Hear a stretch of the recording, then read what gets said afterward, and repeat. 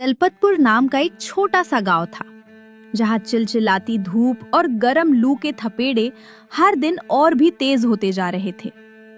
इस गांव के लोग मेहनत से खेती बाड़ी कर अपना गुजारा करते थे, लेकिन इस साल गर्मी ने तो जैसे सबकी परीक्षा लेनी ठान ली थी।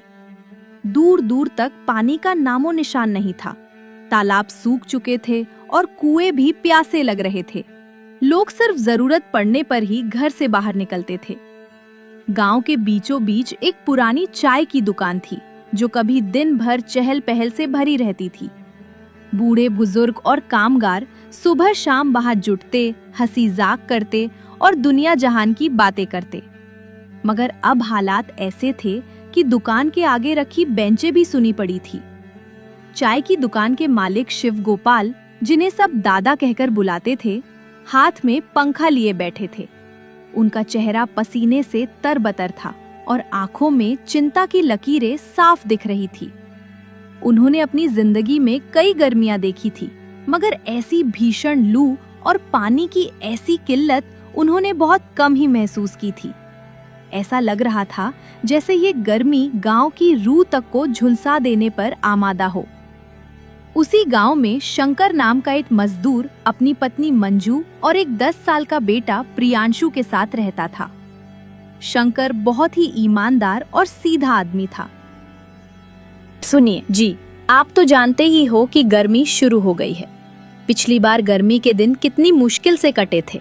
घर की छत और दीवारें जगह जगह से गर्मी से फटी हुई हैं।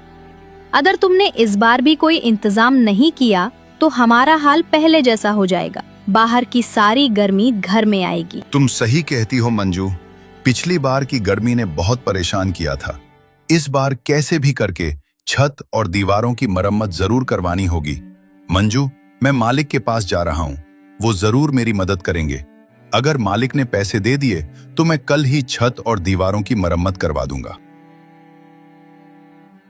इतना कहकर शंकर अपने मालिक के पास चला जाता है और मालिक से कहता है, मालिक, आप तो जानते ही हो, इस समय घर में एक भी पैसा नहीं है और गर्मी शुरू हो गई है। घर की छत और दीवारें जगह जगह से फट रही है। अगर मैंने छत और दीवारों की मरम्मत नहीं करवाई तो बाहर की सारी गर्मी घर में आएगी। पिछली गर्मी में तो मैंने अपने पड़ोसी के घर से पंखा ले लिया था, लेकिन उसने इस बार पंखा देने से मना कर दिया।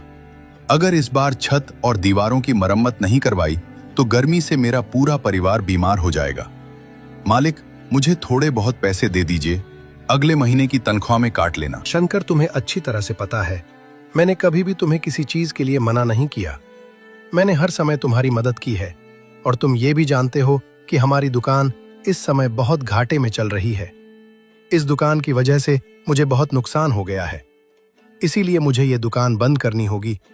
तुम भी अपने लिए कहीं और काम तलाश कर लो। मालिक, ऐसे में मुझे कहाँ काम मिलेगा? मैं तो आपसे बस थोड़े पैसे उधार लेने आया था, लेकिन आपने तो मुझसे मेरा रोजगार ही छीन लिया। शंकर, मैं तुम्हारी परेशानी समझ सकता हूँ, लेकिन मैं भी मजबूर हूँ। जब धंधा ही चौपट हो गया तो मैं तुम्हें पैसे कहाँ से दूं? शंकर, मुझे भी तुम्हारी तरह अपने परिवार की चिंता है। अब मुझे भी कोई दूसरा काम देखना होगा घर के गुजारे के लिए। बेचारा शंकर मायूस होकर अपने घर चला जाता है।